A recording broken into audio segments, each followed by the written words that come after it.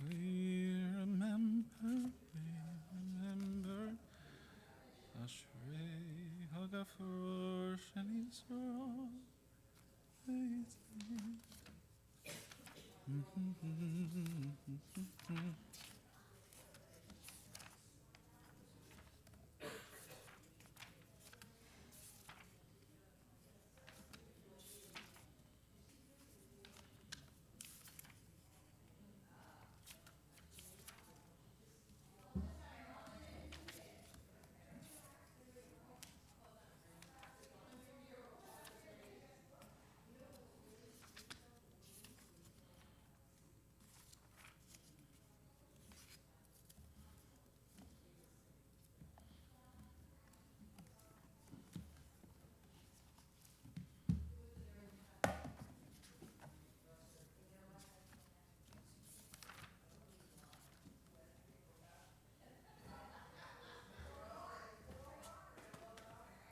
I forgot some.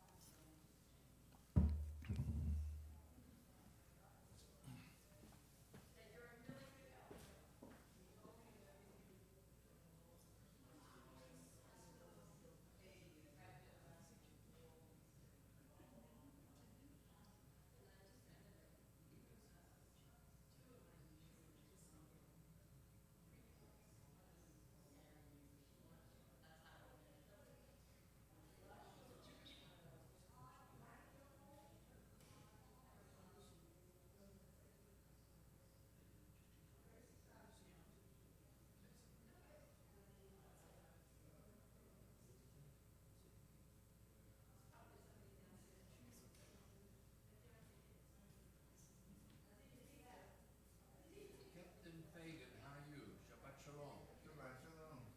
Good to see you. You too.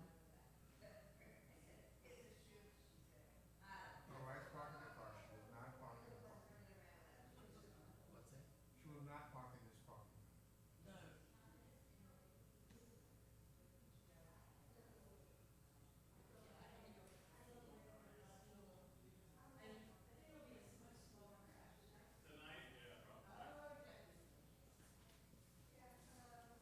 I promise you. It's all good. So, Yeah. when you're staying at my house, Yes. do you want to go on my boat? Off run. I do. But you really should come early. Okay. On On Friday. on Friday? Yeah. I can. Yeah. Yeah, because it's less.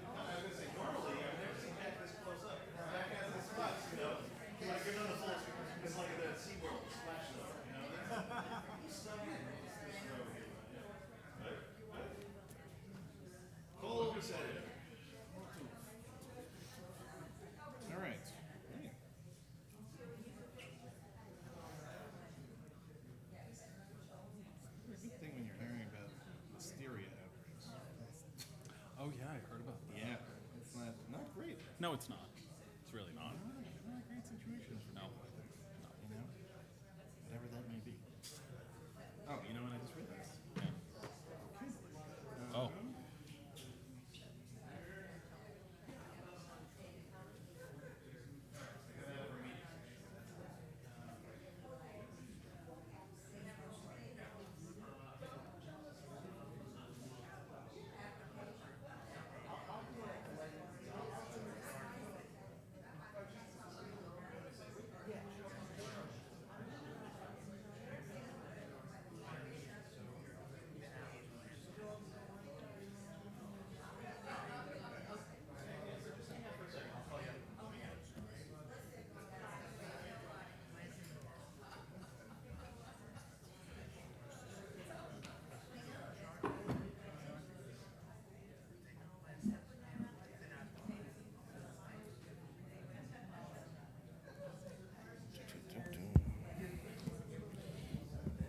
Okay.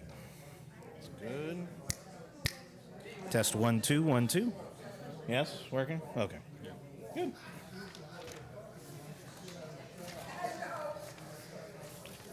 Let's just see. Let's put that there. Okay. Oh, give me 1 second. Yeah.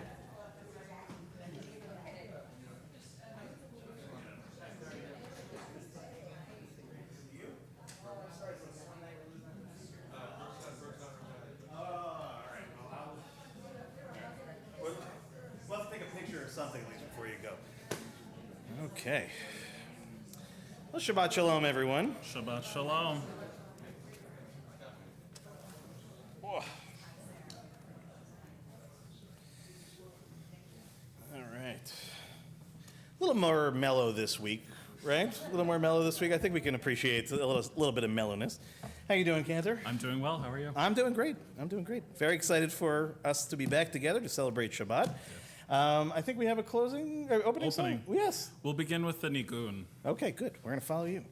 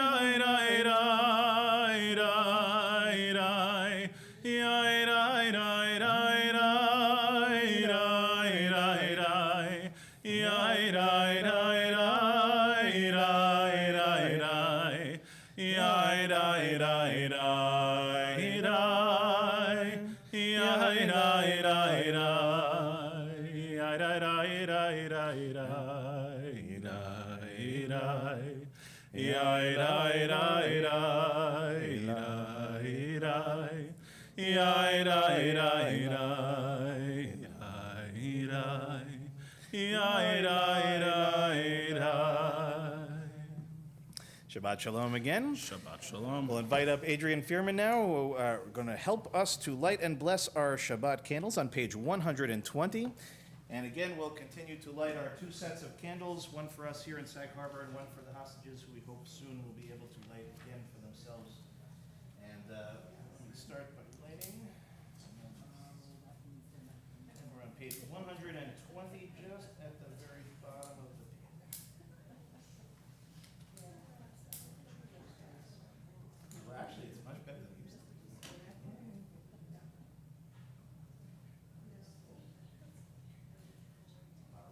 Atah Adonai Eloheinu melech haolam asher kidshanu b'mitzvotav tzivanu v'hadli ner shel Shabbat. Amen.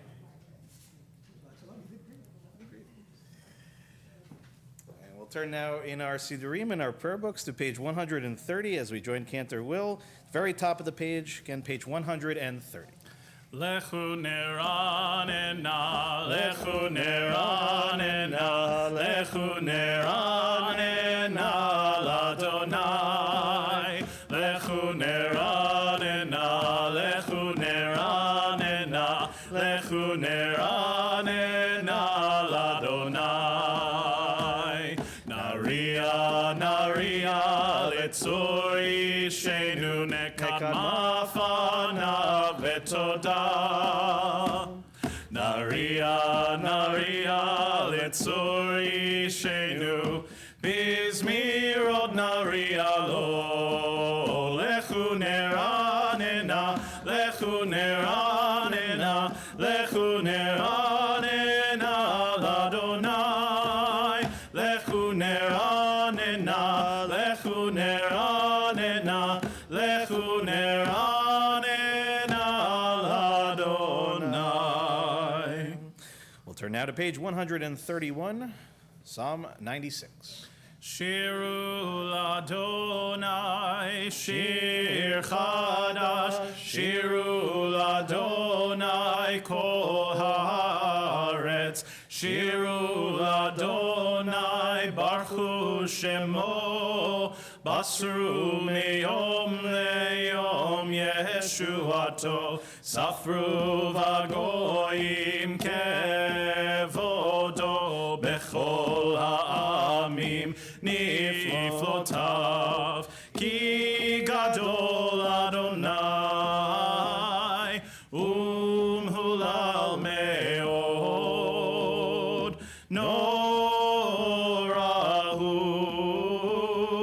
al kol Elohim, shiru l'Adonai, shir chadash, shiru l'Adonai kol haaretz, shiru l'Adonai baruch shemo, basru miyom leyom yeshuato. We'll turn now to page 132, or Zarua, which is at the bottom of the page in Hebrew. Or zaru ala tzadik, uleishrei lev simcha. Or zaru ala tzadik, uleishrei lev simcha. Simchu tzadikim ba'Adonai, ve'hodu lezecher kodsho. Simchu tzadikim ba'Adonai, ve'hodu lezecher kodsho. We'll turn now to the top of page 134, Zamru l'Adonai. Zamru l'Adonai bechinor, bechinor v'kol zimra, bechatzotzrot v'kol shofar, hariu lifnei hamelech Adonai. Zamru l'Adonai bechinor, bechinor v'kol zimra, bechatzotzrot v'kol shofar, hariu lifnei hamelech Adonai. Yiram hayamulo, tevel ve'yoshveva, neharot yimchaucha v'yachad harim yiranenu, lifnei Adonai kiva, lishpot haaretz, lishpot tevel betzedek, ve'amim b'mesharim. Yiram hayamumlo, tevel ve'yoshveva, עמך וכף יחד הרים ירננו. We're now on page 135, the last Hebrew paragraph just in the middle of the page. רוממו אדוני אלוהינו והשתחוו להר קודשו. רוממו אדוני אלוהינו והשתחוו להר קודשו. כי קדוש אדוני אלוהינו רוממו. כי קדוש אדוני אלוהינו רוממו. רוממו אדוני אלוהינו והשתחוו להר קודשו. We'll turn now to page 136, the 29th Psalm, beginning at the top of the page. Mizmor leDavid, Avul Adonai b'nei Elim, Avul Adonai kavod va'oz, Avul Adonai kevod shemo, Ishtachavu Adonai beharat kodesh, Kol Adonai al hamayim, El hakavod yirim, Adonai al mayim rabim, Adonai al mayim rabim, Kol Adonai ba'koach, Kol Adonai behadar, Kol Adonai shover arazim, Vaishaber Adonai et arzei halvanon, Vayakidem kemo hegel, Levanon vesiryon, kemo ben reimim,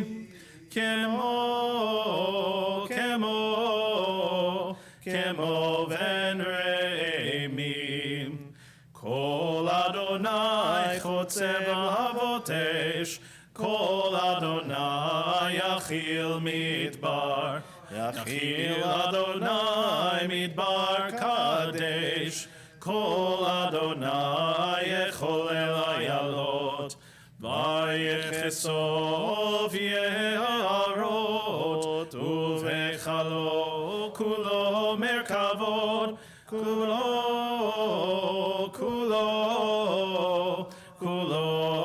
merkavod, kulo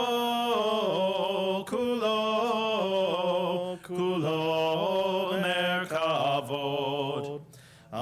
Adonai lama bu yashav, vayeshev Adonai melech leolam, Adonai oz le'amo yiten, Adonai yevarech et amo v'shalom. We'll turn now to page 138, Lecha Dodi, and we'll follow Cantor Will. Verses 1, 2, 5, and 9. Lecha dodi likrat kala pene Shabbat nekabela. Lecha dodi likrat kala pene Shabbat nekabela. Shamor vezachor b'dibor echad hishmiyanu. El hameyuchad Adonai echad, u'shemo echad leshem u'tiferet ve'elitila. Lecha dodi likrat kala pene Shabbat nekabela. Lecha dodi likrat kala pene Shabbat nekabela. Likrat Shabbat lechu v'nelchu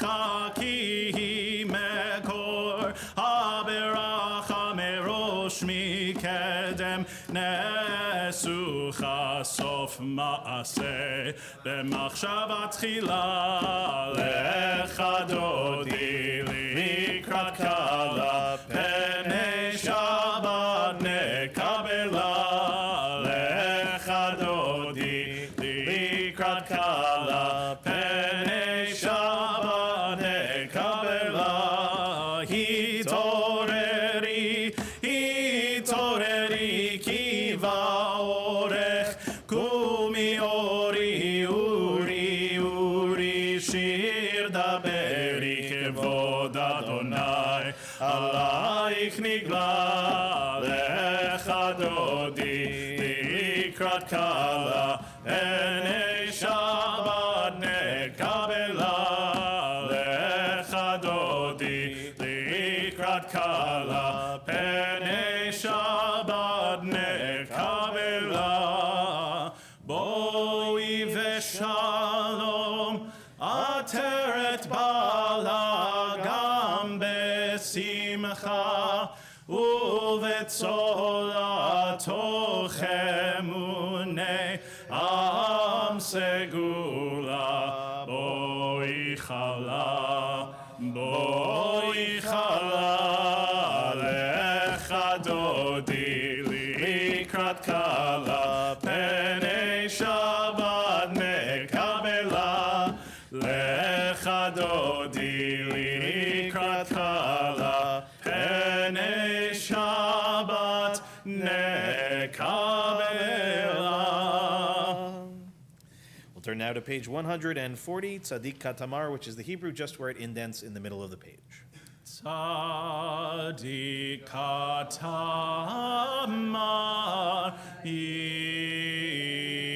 Yifrach Kerez Balvanon Iske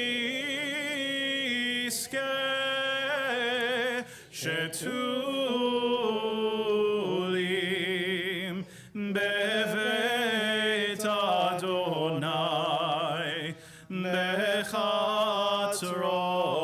Eloheinu Yafrichu Od Yenuvun Beseva Deshenim Veranim Iyu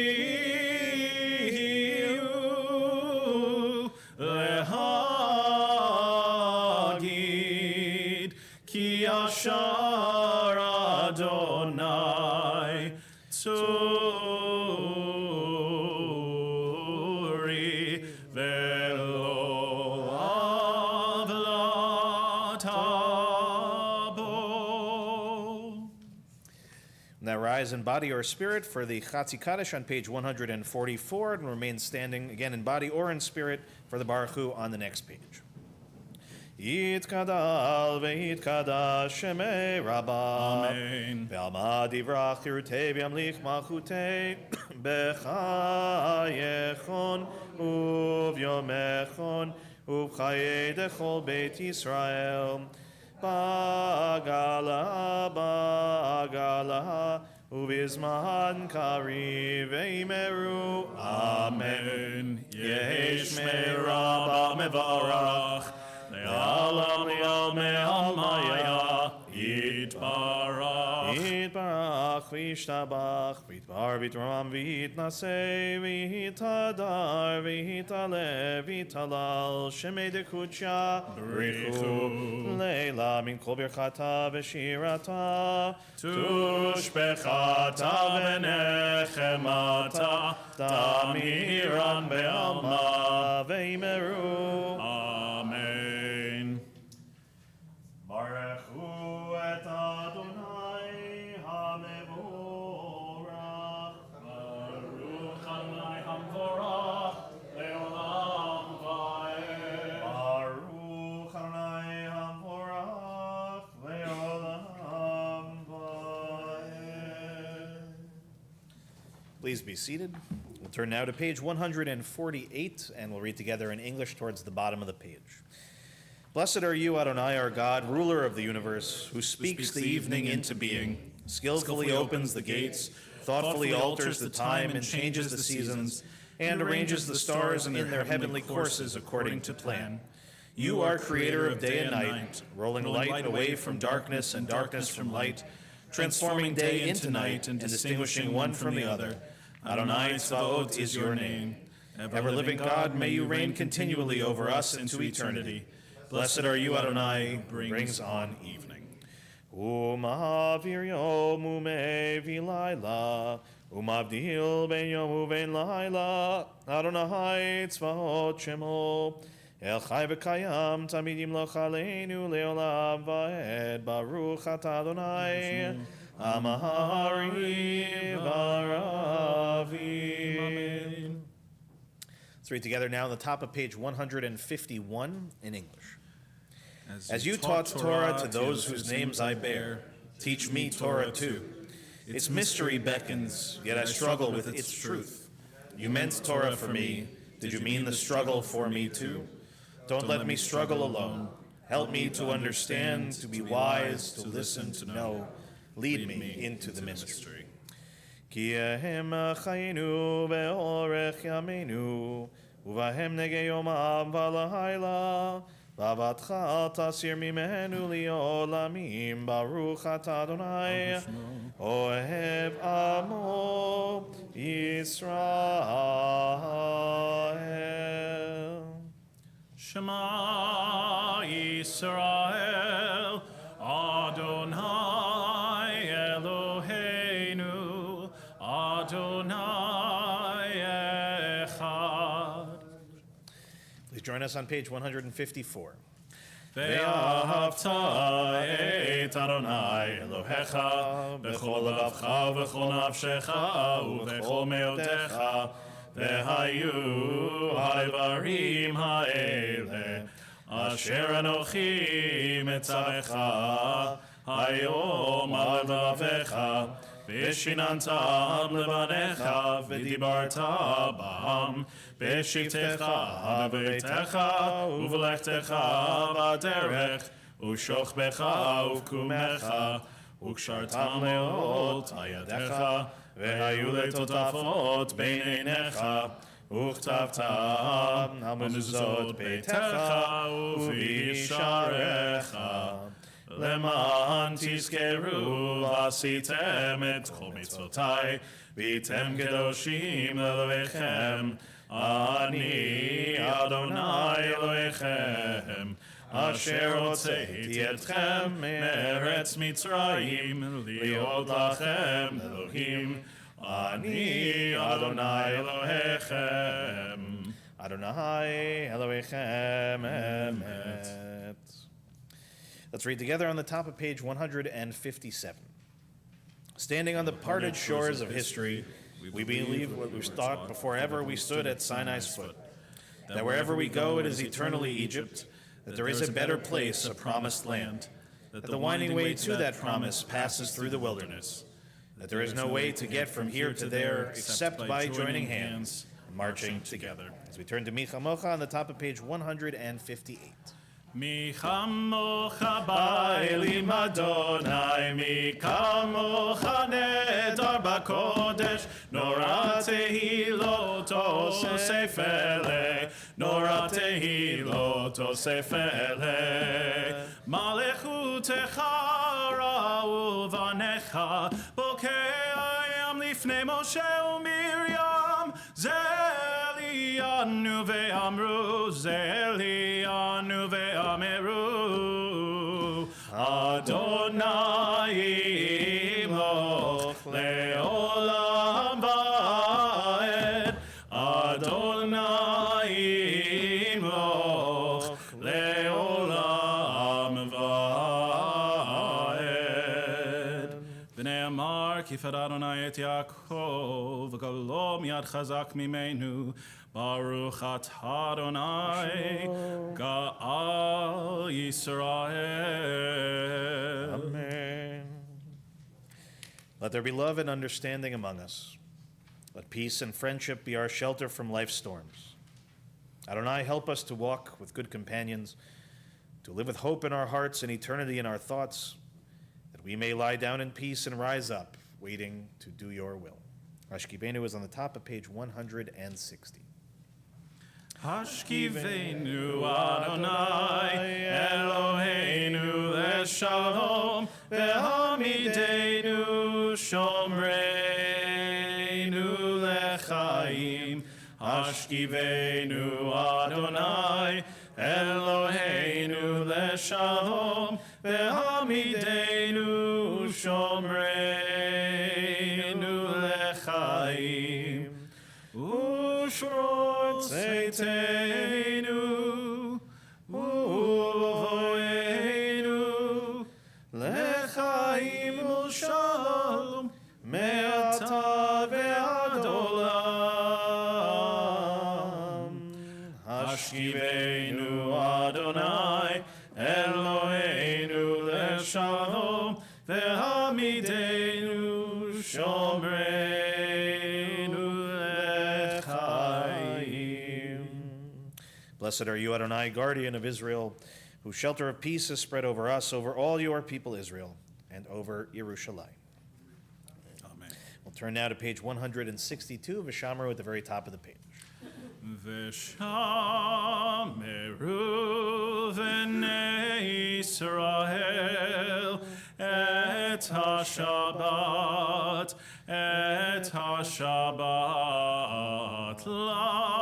la'asot et ha-Shabbat ledorotam berit olam. Beini uvein b'nei Yisrael, oti leolam. Beini uvein b'nei Yisrael, oti leolam. Ki sheshet yamim asa Adonai et hashamayim ve'et haaretz uvayom hashevi shavad vayinafash. I'll invite us now to rise in body or in spirit as we begin the Amidah together on page 164. From that point on, we'll continue silently. As always, go at your own pace, and when you're finished at the end, if you're still standing, you may be seated. Adonai sefatai tiftachu fi agitei latecha. Adonai, open up my lips that my mouth may declare your praise.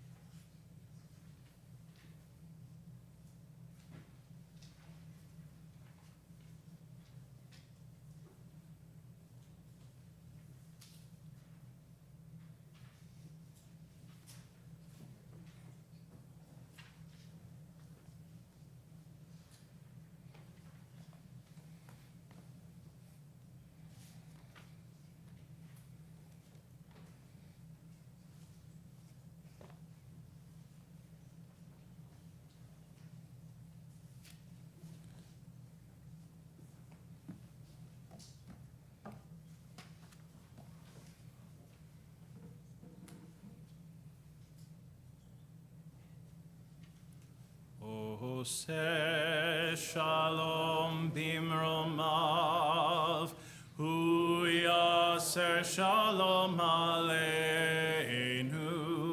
be'al kol Yisrael, ve'al kol yoshvei tevel. Yaseh shalom, Yaseh shalom, Shalom aleinu ve'al kol Yisrael. Yaseh shalom, Yaseh shalom, Shalom aleinu ve'al kol Yisrael. We'll turn now to page 371 as we offer our Misha Berach, our healing prayer for this evening. We'll begin by thinking of those in our community and connected to our community who are in need of that healing tonight. Dan Brown, Andrew Adler, Leah Bat Avraham Sarah, Adam Lubo, Rachel Bat Marsha, Sue Wartor, Abigail Blum, Betsy Tepper, Michael Klinghofer, Ame and Warren Cass, Rivka Bat Rachel, Lorraine Danis, David Dowling, Sivia Devora Bat Francis, Muriel Hirsch, Michelle Sawicki, Francis Kirschman, Shelley Newmark, Diane Axelrod, Gabriella Rose Spicer, David Kyle Klopman, Lorraine Davis, Kim Birnbaum, Deborah Block-Kroll, Sylvia Oren, Rachel Bat-Ora, Josephine Getling, Lisa Levitin, Peretz Ben Shlomo, Israel Ben Yitzchak, Shira Bat-Eti, and Roberta Kyle. In addition to those names that I just shared, if anyone else is thinking of anyone tonight who needs a little bit of that extra healing, we'll start on this side of the room and work towards the rear, and then this side. And if you have names to share, just please ask that you raise a hand so I don't miss anybody.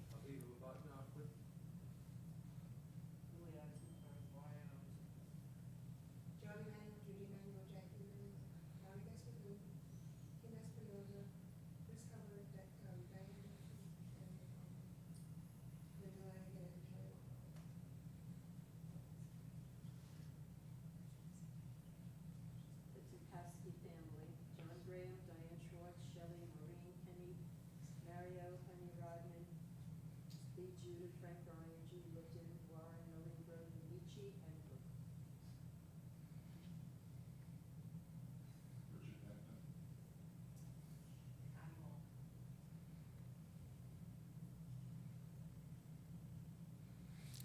Of course, we invite those watching at home to add names as well, and Cantor Will. Abraham ben Yonatan B'Shoshana. We'll join together with Cantor Will on page 371, just in the middle of the page. Misheberach avotenu mekor habracha leimotenu. May the source of strength, who bless the ones before us, help us find the courage to make our lives a blessing, and let us say, Amen. Misheberach imotenu mekor habracha avotenu. Bless those in need of healing with refuah shlema, the renewal of body, the renewal of spirit, and let us say, Amen.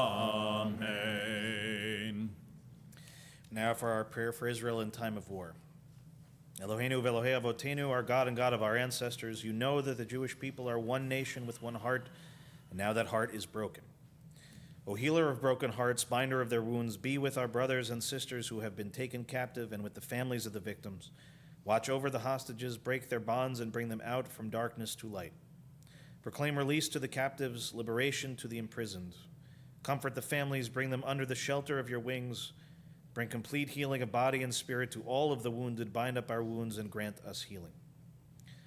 Tzur Yisrael v'goalo, rock and redeemer of the people Israel. Bless the state of Israel, the initial manifestation of our redemption. Shield it with your care, spread over it your shelter of peace. Guide its leaders and advisors with your light and your truth. Grace them with your good counsel. Strengthen the hands of those who defend us, crown their efforts with victory.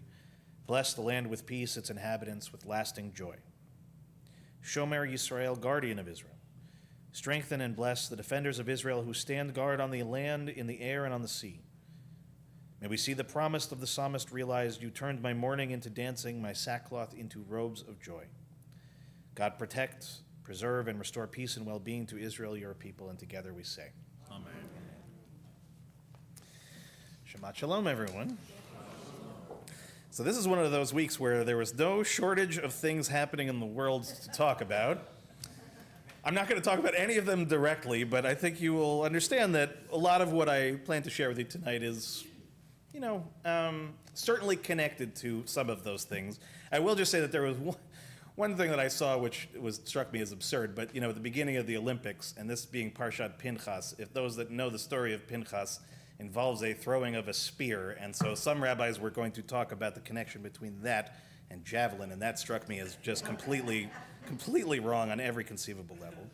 But what I'm going to talk about tonight is that whether you realize it or not, earlier this week we shifted into a very particular period of sacred time in the Jewish calendar. So I'm going to test our electorate here and see how many of us know what that special time period is, other than Dr. Lenskowski, who again knows the answer before I could even ask the question. Anybody know? Okay, does anybody know that there was a holiday this week? Okay, this is the one time where I will tell you, and I won't be self-effacing and say it's my fault. It is my fault a little bit that you don't know, but it's actually because it's not a commonly observed holiday, especially in Reform circles, and it hasn't been really for any time. Earlier this week is a fast day known as Shiva Asrei B'Tammuz. Tammuz is the month that we are in, okay, the 17th day of that month. According to the tradition, is the moment in which the Romans first breached the walls that is ultimately encompassing and surrounding Jerusalem. So it is a callback to the beginnings of something that actually gets worse, which is the destruction of, in that case, the Second Temple. But the beginning of this special time of year, this sort of beginning point, leads us really to the much more significant holiday in a few weeks, which is Tisha B'Av. Okay, so again, not surprised that we're familiar with Tisha B'Av, not surprised that we're less familiar with Shiva Asrei B'Tammuz. And I don't think we're going to start instituting that fast around here anytime soon.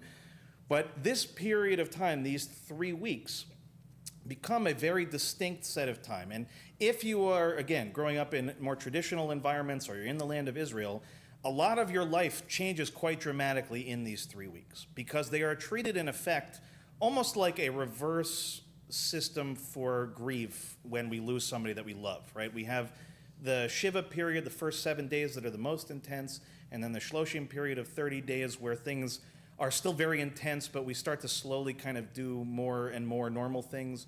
In this case, we work backwards. We start out by sort of slowly getting ourselves into the mindset of what Tisha B'Av is about, right? Grieving the loss of the temples and various other terrible things that have happened to us.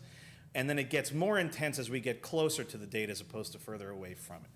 So what are some of the things that happen? And I just to explain, it's, I forget, I think it's, yes, it's Eicha Rabbah. Eicha is Lamentations, what we read on Tisha B'Av. There is a Midrashic commentary on it, and it refers to this particular period of time as Bein HaMitzrim. Bein HaMitzrim, and I think actually, Margaret, in modern Hebrew is used as the phrase for dire straits. But its basic concept is you're in a tough spot, okay? You're in a particular space where you're sort of, no matter what you do, you're on a forward path. And if you're not very careful with every step, it is a dangerous place to be. And so we treat these 3 weeks as something where, again, we start acting in a sort of grieving and a loss kind of way. And this is sort of more later on, but we start to develop certain things that we don't do just out of concern that this is a time period where bad things tend to happen. Okay, so I'll explain a couple of the traditions, and then I'll get to the meat of what I want to actually teach tonight. So the first thing that shifts is that beginning tomorrow morning, and actually, Cantor, I don't know if we talked about this, it shouldn't shift in our book, but we read 3 special haftorot on Saturday morning, that each one of which has a certain melancholy element that leads us towards the expectation of destruction. Okay, so we tend to get, again, Jeremiah starts to appear much more frequently this time of year. He is the most bummer of all of our prophets. He sees the experience of Jerusalem being destroyed. So we read from him and from Isaiah. We purposely minimize our joy, so that means that no weddings, again, traditionally, no weddings in this period of 3 weeks. You can get engaged, by the way, but you cannot get married. No music with instruments, no public celebrations, no haircuts or shaving. This is actually nothing to do with that, just my laziness. No obligated shechianus, right? No non-obligated shechianus, right? So if it's a Shabbat and there's a festival, there's some reason why you're supposed to say it, and you can say it. But otherwise, if, for example, you got a new piece of clothing, you're supposed to say shechianu. Doesn't happen. Partially because you're not really supposed to buy new clothing, okay? And as we get to the 9 days leading up to Shabbat, when we get to the month of Av, even more things, right? We don't plant new trees, we don't eat meat, we don't drink wine other than, again, obligated times to drink wine. We don't even bathe for the purposes of pleasure, okay? So it is not the best smelling part of the year for our people, that is for certain. Okay, and this is where, again, on the meta level, since this is a period of time in which the attribute of the divine judgment, the deen, is very much acutely felt, we avoid potentially dangerous or risky endeavors, which includes if you have, for example, a scheduled medical procedure. You don't schedule it during these 3 weeks. If you have a legal case in front of you that you don't have to do in those 3 weeks, you do not schedule them.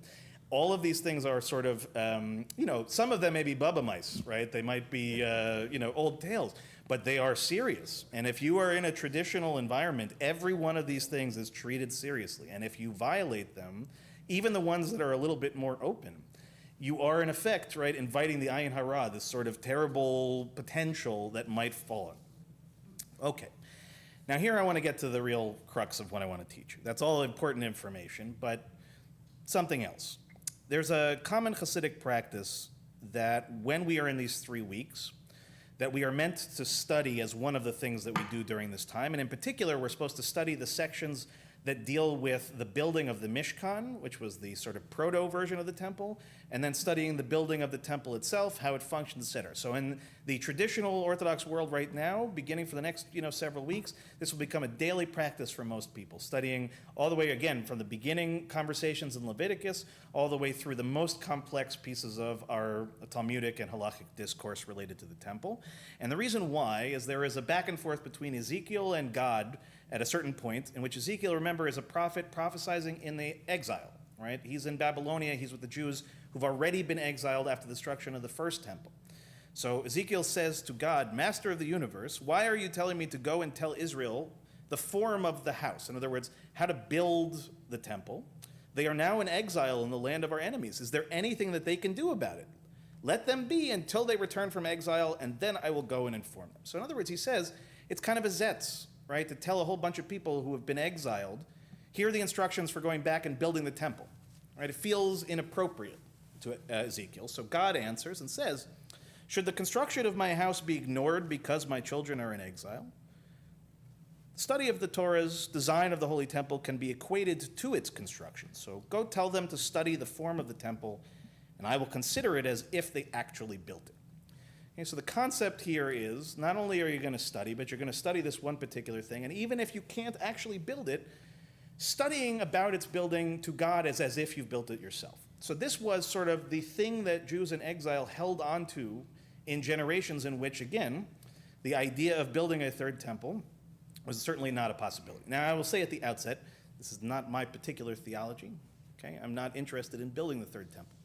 Okay? But for most of our ancestors, this was a very powerful moment in time in which they tried to take a negative and turn it positive, right? Be hopeful for something that is not yet, believe that it's going to happen, be prepared for it, and study.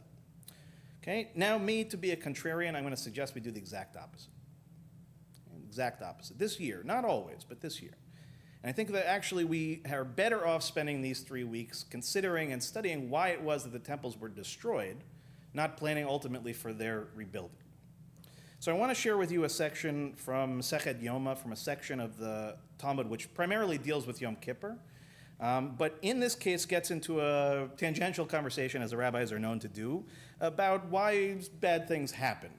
Okay? And they get into a conversation inevitably about why was the first temple ultimately destroyed. So they ask, due to what reason was the first temple destroyed? It was destroyed due to 3 matters that existed in the first temple, okay, in the temple itself. Idol worship, forbidden sexual relations, and bloodshed. Okay? We'll come back to all three of those in a modern context, but in an ancient context, these were the big three no-nos. And not only are these things happening, they're happening in the temple itself. So in the end, God's decision to send the Babylonians to destroy the temple and to exile his own people is because of this particular element. Okay, so the rabbis then, being the rabbis, say, okay, so that explains the first temple situation, but why then was the second temple destroyed? So here we get a different answer. Considering that the people during the second temple period were engaged in Torah study, observance of mitzvot, and acts of kindness, otherwise known as Torah, Avodah, and Gemilut Chasadim, if you know your Hebrew.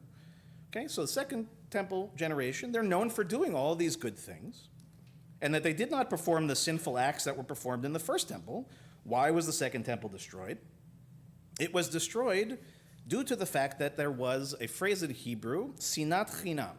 Okay, it's one I've taught many times. I'm sure all of you have heard at some point or another. It's translated in a lot of different ways. The one that I tend to find the most helpful is hatred that has no cause. Okay, baseless hatred. Okay, so that fundamentally is the reason why the second temple is destroyed. It's not because the people aren't following the mitzvot. It's not because they're not doing good acts, right? It's not because they're not following the mitzvahs and all those things and engaged in Torah study. It's because they were not nice people to each other. Okay, the entire society was built on sinat chinam. Okay, so what does this teach us? The rabbis say this comes to teach you that the sin of sinat chinam, wanton hatred, is equivalent to the three severe transgressions that led to the destruction of the first temple: idol worship, forbidden sexual relations, and bloodshed. Okay, so they've now equated, right, the big three of the ancient world, the three no-nos, to a very amorphous, very ethereal concept of baseless hatred without cause. Okay, so it presents us with something actually of an enigma that we have to unpack a little bit. Okay, so yes, sinat chinam, fine. Temples destroyed, fine. But the rabbis ask another good question, and I'm wondering if any of you would intuit what that question might be. It wasn't obvious to me either.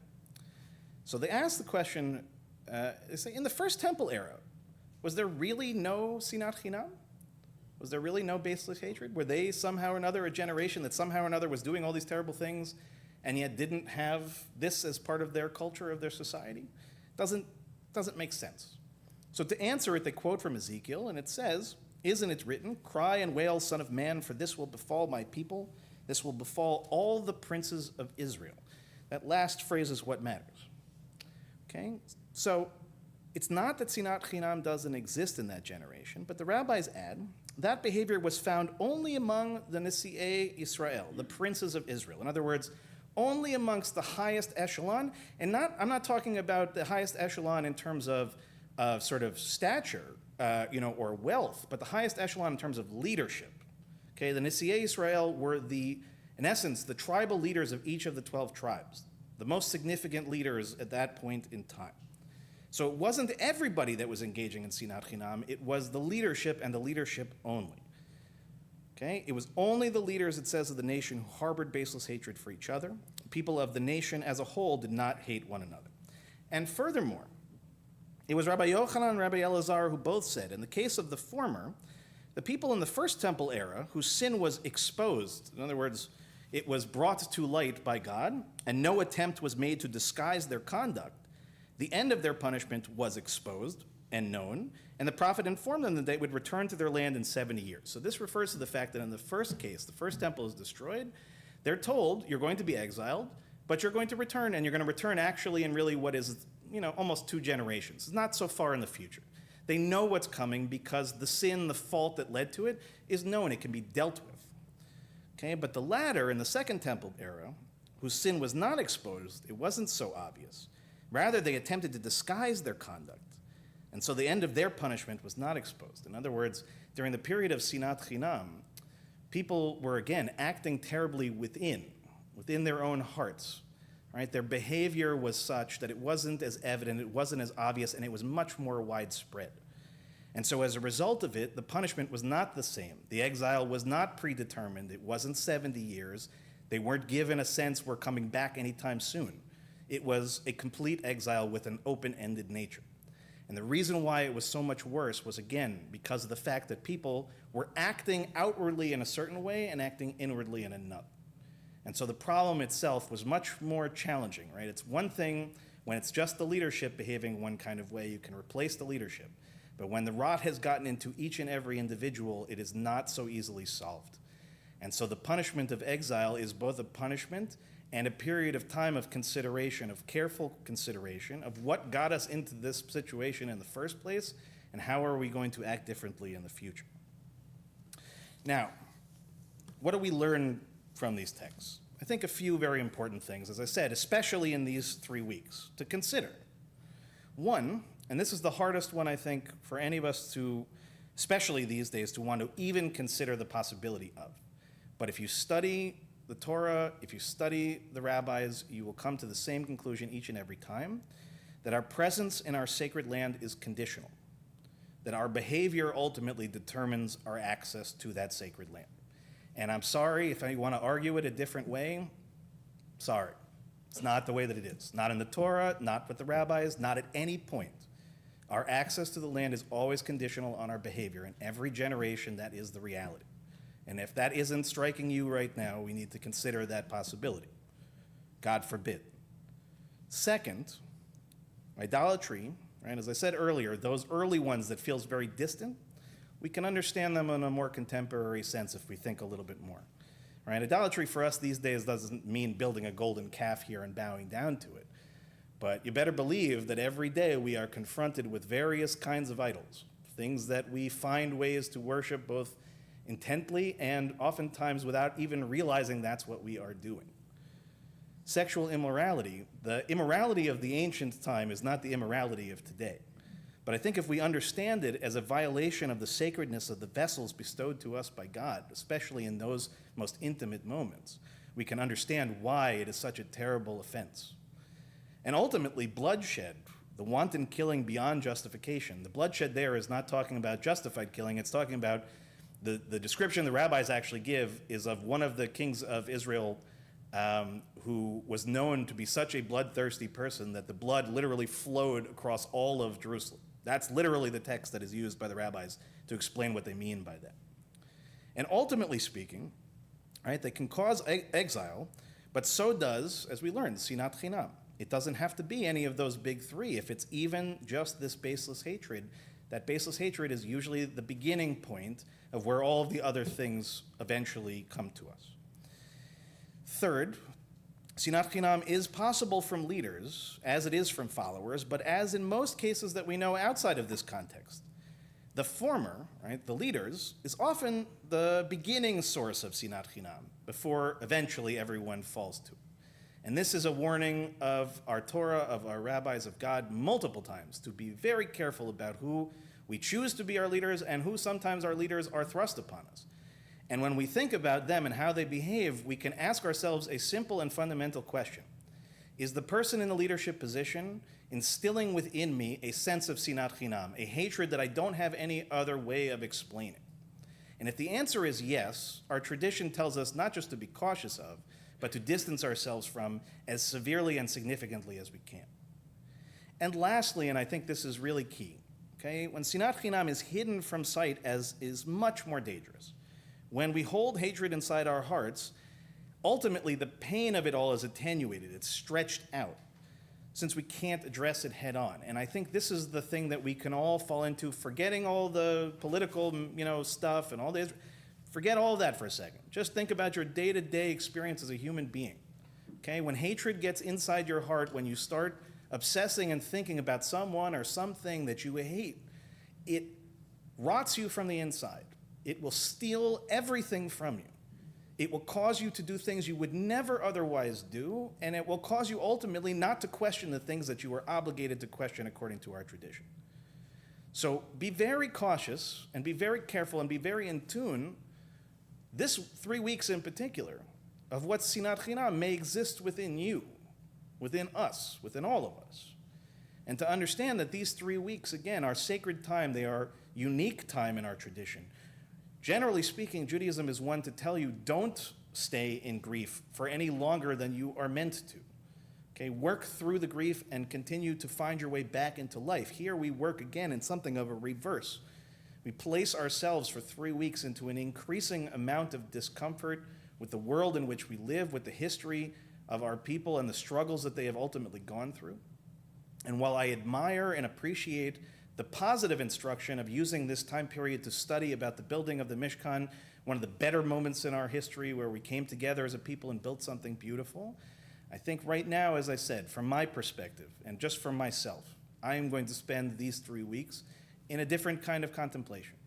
Personal, to understand where I fit into the world, where my Sinat Chinam finds its way out, and ultimately to ask myself some bigger questions about what is my responsibility beyond self?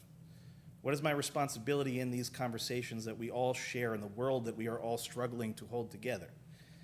And while it is a wonderful thing to celebrate all that we have built, we also have another part of our history in which we've experienced destruction, in which we've experienced exile, in which we've experienced the worst of our existence.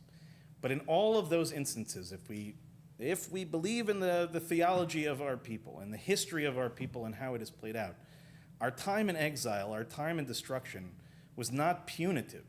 It was not meant by God to make us feel bad and somehow or another from feeling bad become better. It's about giving us time.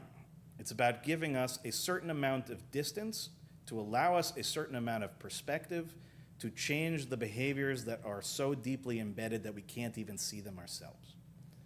So I urge you, take these 3 weeks in whatever capacity is appropriate for you, and perhaps, to think about at least a few of the things that I brought forward tonight and that our sages have been wrestling with for thousands of years.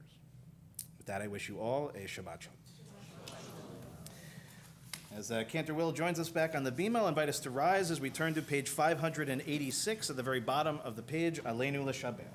Aleinu l'shabeach ladon hakol, lateit gedula liotzer breshit, shelo asanu kagoyei ha'aratzot, velo samanu k'mishpachot ha'adama, shelo sam chelkenu kahem, vegor aleinu kechol hamonam, v'anachnu korim, u'mishtachavim u'modim, lifnei melech malchei hamachim, hakadosh baruch hu. Page 591. V'nehemar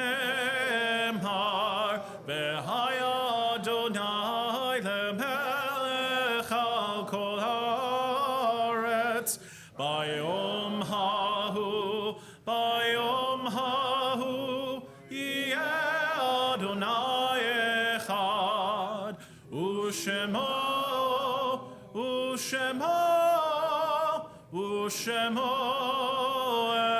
echad. I ask us to remain standing if we are in mourning or observing a yard site. Everyone else may be seated at this time. I think first of those in our community who have passed in recent months: Julian Busgang, Deborah Fogarty, Richard Gambino, Lita Goldsmith, Rita Hertzfeld, Jesse Hirsch, Barbara Kushner, Robert Lykoff, Samuel Moskowitz, Jeffrey Nagelberg, James Pappas, Danielle Lisa Rigg, Janice Tucker Sambol, Harlan Spitz, Charles Spiropoulos, Susan Wolfson, Ronald Seth Tempowski, Fania Verrett, Alan Stephen Weinstein, and Ronald Weller.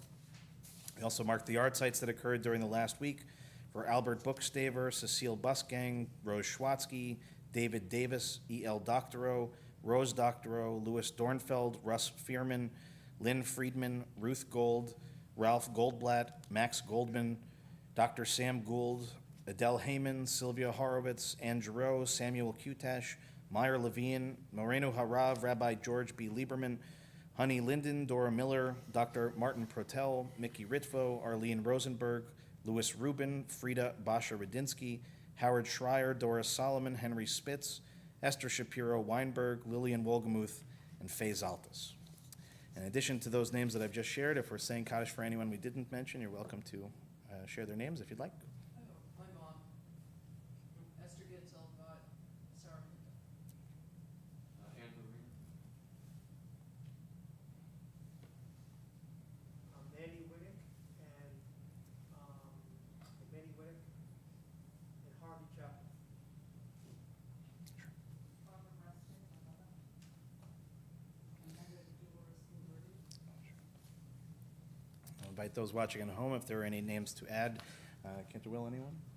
I'll invite the mourners to join us on page 598, and if it's your custom to rise alongside them, you may do so at this time.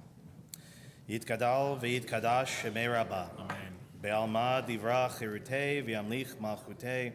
B'chayechon u'v'yomechon u'v'chayei dechol Beit Yisrael. B'agala v'zman kariv v'imru. Amen. Yehei shemei Rabbah mevarach le'alam u'yalmei almaya. Yitbarach v'yishtabach v'yitba'ar v'yitromam v'yitnaseh v'yithadar v'yit'aleh v'yithalal shemei dekudsha b'richu.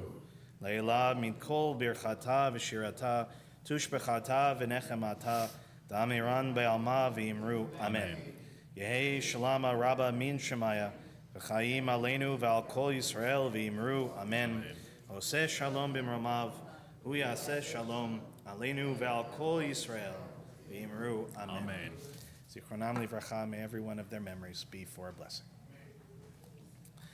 Okay, please be seated, and just want to wish everyone again a Shabbat Shalom. Shabbat Shalom. A few important announcements. First, of course, is to join us for our Oneg Shabbat right next door as soon as the service is concluded. And, of course, you can join Cantor Will and myself for Shabbat services tomorrow morning beginning at 10 o'clock. Join us here at the temple or watch online, and Torah study, which will begin at 12 o'clock again here or on Zoom as well. A few other important things to announce. So our harbor cruise is all set for tomorrow night. Somehow or another, miraculously, every summer we've gotten a good night. Weather looks good. If you haven't signed up, there are still a few spots available. You just really need to let us know as soon as possible. If you're here with us tonight and you're thinking about it, let me know next door. Those that are coming, remember, again, the boat waits for no one. So very important. And these days, getting a spot in Sag Harbor is even harder than it was in the past. So make sure you give yourself extra time. If anybody wants, you're welcome to park at the temple and walk over. My experience is about the same distance as parking anywhere else in Sag Harbor these days. So if you're interested and you don't know what I'm talking about, you can find me at the Oneg, and I'll be happy to tell you all about it, but we're very excited for that. Also a reminder, Ruth Joseph's book group will be meeting on Sunday. Begins at 11 o'clock from 11 to 12:15. If you can, please get here a few minutes early so make sure we get started on time. And apologies to everyone. I had mentioned last week that we were arranging for a cantorial concert, and we've decided to postpone it a little bit, make sure that we have more time to get it in the know, and for one more cantorial student to join us, hopefully, in the mix. So we're going to work with Cantor Will on that, but we're very excited for hopefully when that Hopefully soon. Hopefully all comes together. Yes. And we have several other very exciting things coming up in August. You'll get the August calendar pretty soon with a lot of things which we'll announce then. The only other thing I just want to put on everyone's radar for this coming week is Thursday evening we have our next in our series of Science and Religion conversations. And I've lost a piece of paper which Gail very nicely gave to me with the topic, but best of my memory is it's a question from a scientific standpoint of whether prayer has a tangible effect. Yeah. And so this is a fantastic conversation to have. It'll be both in person and online, I believe, but check your e-blast for that. We'll make sure that we get that out to everybody. And yes. 4 p.m. Thursday, current events, New Havarah. Okay, New Havarah, current events, 4 p.m. Thursday. Should have gotten an email about that this week. And I think that's everything I've got for the time being. I want to wish everybody again a big Shabbat Shalom. I hope you'll stay for Oneg Shabbat next door. Cantor, we have a closing song for this evening. We do. We'll conclude on page 142 with Shalom Aleichem. Beautiful.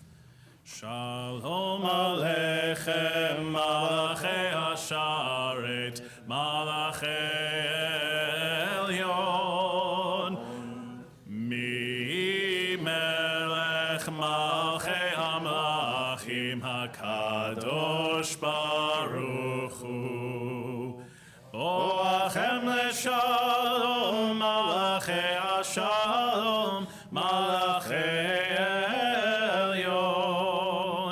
Mi melech malchei hamlachim hakadosh baruch hu, baruchuni leshalom, malachei hashalom, malachei elyon. Mi melech malchei hamlachim hakadosh baruch hu.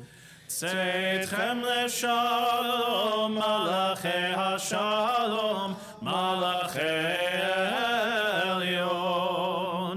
Mi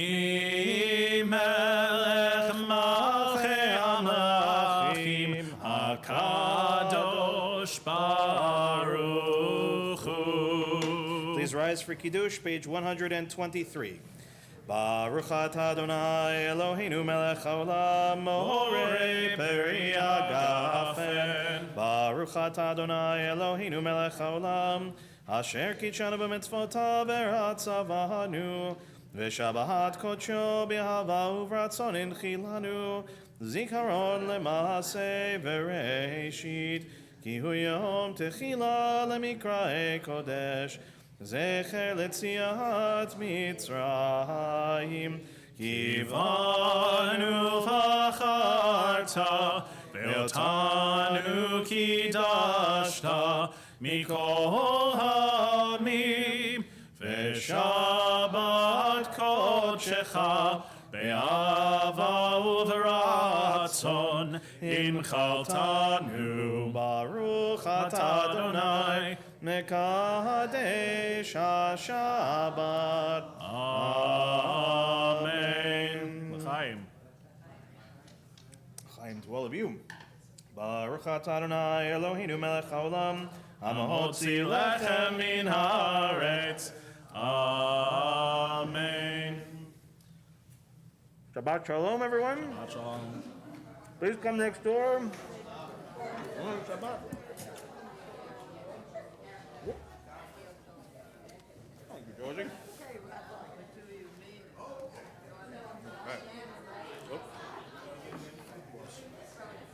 He always gets from Margaret. Very good. Nope. Okay.